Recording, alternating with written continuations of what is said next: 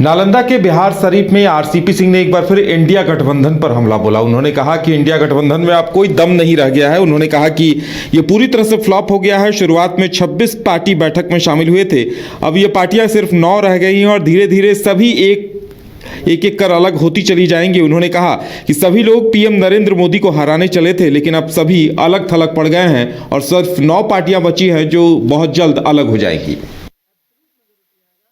लालू जी कभी नीतीश जी पर विश्वास करते हैं, नीतीश बाबू कभी कांग्रेस पर विश्वास करते हैं। तो जब आपस में इतना विश्वास है तो गठबंधन क्या रहेगा।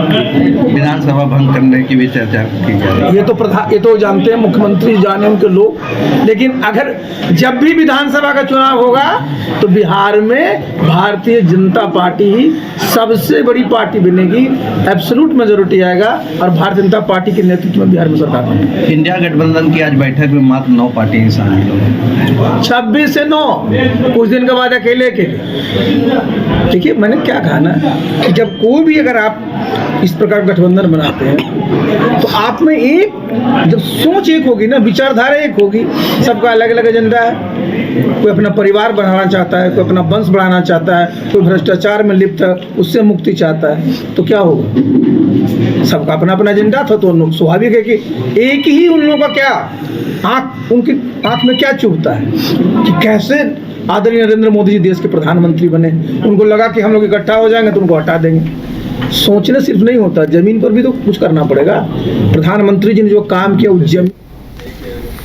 देश के प्रधानमंत्री नरेंद्र मोदी 27 जनवरी को बिहार आने वाले हैं, जहां पूर्वी चंपारण जिले के सुगौली में एक बड़ी जनसभा को संबोधित करेंगे और वहीं से 2024 के चुनाव का चुनावी शंखनाद करेंगे। बताया जा रहा है कि पीएम के आगमन के साथ साथ चंपारण को हजारों करोड़ की सौगात भी मिलने वाली है।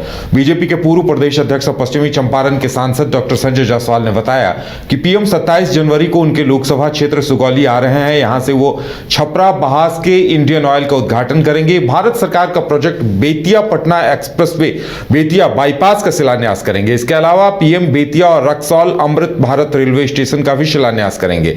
इतना ही नहीं, पीएम उत्तर बिहार की कई परियोजनाओं का उद्घाटन और शिलान्यास भी करेंगे। उन्होंने बताया कि बेतिया पटना एक्सप्रेसवे बनने से चंपारण वासियों को काफी फायदा मिलेगा। पश्चिम चंपारण लोकसभा क्षेत्र के लिए बहुत ही हर्ष का विषय है कि माननीय प्रधानमंत्री जी 27 जनवरी को बिहार में मेरे लोकसभा क्षेत्र में आ रहे हैं। 27 को सुगौली के पास जो छपरा बहास में इंडियन ऑयल का टर्मिनल है, न केवल उसका उद्घाटन होगा बल्कि उसके साथ ही नेशनल हाईवे रक्सौल से लेके पिपरा कोठी तक का भी उद्घाटन होगा। छपवा से बेतिया का जो नेशनल हाईवे बना हुआ है उसका भी उद्घाटन होगा। इसके अलावा बेतिया को बाईपास और बेतिया पटना एक्सप्रेसवे, जो कि एक भारत सरकार का बहुत ही एम्बिशियस प्रोजेक्ट है और इससे दोनों चंपारण वासियों को बहुत ही लाभ होगा। बेतिया से पटना की दूरी महज 2.5 घंटे से कम समय में सिमट जाएगी। इसका भी वह शिलान्यास करेंगे। बेतिया और रक्सौल दोनों अमृत भारत रेलवे स्टेशन का शिलान्यास होगा और उत्तर बिहार की अनेकों परियोजनाओं का शिलान्यास और उद्घाटन माननीय प्रधानमंत्री जी के कर कमलों से होगा। यह कार्यक्रम इंडियन ऑयल परिसर के बगल के स्थान पर होगा। मैं चंपारण के प्रत्येक निवासी को आमंत्रित करता हूं कि हमारे लिए यह बहुत ही सुखद और हर्ष का विषय है कि माननीय प्रधानमंत्री जी हमारे चंपारण में आ रहे हैं। आप सब 27 तारीख को छपरा बहास में आमंत्रित।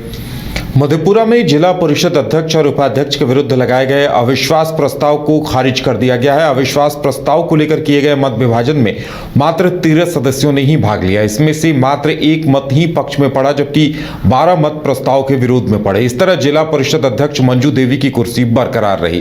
वहीं उपाध्यक्ष रघुनंदन दास के विरुद्ध लगे अविश्वास प्रस्ताव को भी खारिज कर दिया गया। प्रस्ताव के पक्ष में 1 मत और विरोध में 12 मत पड़े। इस दौरान उपाध्यक्ष की भी कुर्सी बरकरार रही। हमने पूरे जिला में विकास का काम किया। हम पे पूरा जिला परिषद सदस्य सबको भरोसा रहा, फिर से हमको और विश्वास नहीं लगने दिया, फिर से कितना मत आया? कितना मत आया आपको? मत आया मतलब मत समझिए, जो मत था मेरे विरोध में एक मत हो के अब बस पूरा, और जो भी है सभी का समर्थन मिला? सबका समर्थन मिला। कैश में निष्पक्ष रूप से हमको समर्थन मिला, एक वोट छोड़ के। और जिला परिषद का जो गाइडलाइन है उसके मुताबिक मैंने हर संभव पार्षदों के साथ मिलजुल करके काम करना चाहा, उसे संतुष्ट करना चाहा, उसके काम में भागीदारी निभाना चाहा, उसके काम जहाँ रुके हुए थे वो करना चाहा। इसलिए हमको एक ही मात्र हमारे विपक्ष में वोट आया है, बाद बाकी सारे। प्रसिद्ध शिक्षाविद हरनौत प्रखंड के गोनावा वासी गणेश दत्त सिंह की स्मृति में +2 उच्च विद्यालय गोनावा पोवारी के परिसर में स्थानीय और अन्य गण्यमान्य लोगों के आर्थिक सहयोग से स्मारक बनाया गया। इस स्मारक में सर गणेश दत्त की आदमकद प्रतिमा स्थापित की गई है। 13 जनवरी को गणेश दत्त सिंह की 157वीं जयंती समारोह और स्मारक लोकार्पण कार्यक्रम आयोजित किया गया। प्रतिमा का अनावरण करने बिहार सरकार के वित्त एवं वाणिज्य कर विभाग से प्रभारी मंत्री नालंदा विजय कुमार चौधरी भी पहुंचे। और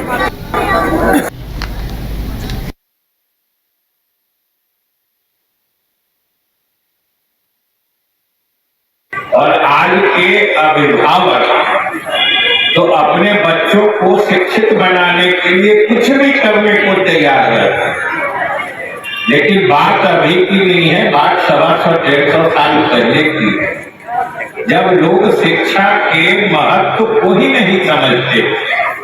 और वो कौन जमाना था याद करिए, जब सर गणेश दत्त जी पैदा हुए। आप तो याद करिए, आपका तो गांव है, वो गांधी जी से भी 1 साल पहले पैदा हुए।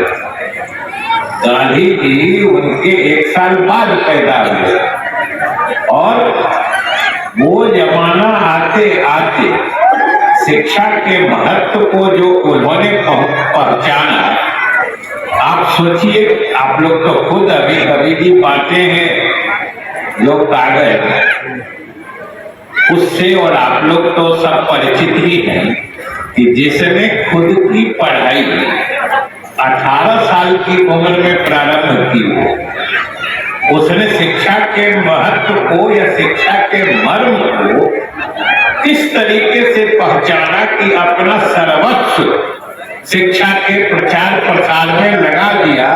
ये खुद अपने आप में रोमांचित करने वाली बात होती है, घटना है, और हम सभी के लिए प्रेरणादायी चीज होती है। और आज बच्चों को शिक्षित बनाने के लिए कुछ भी करने को तैयार।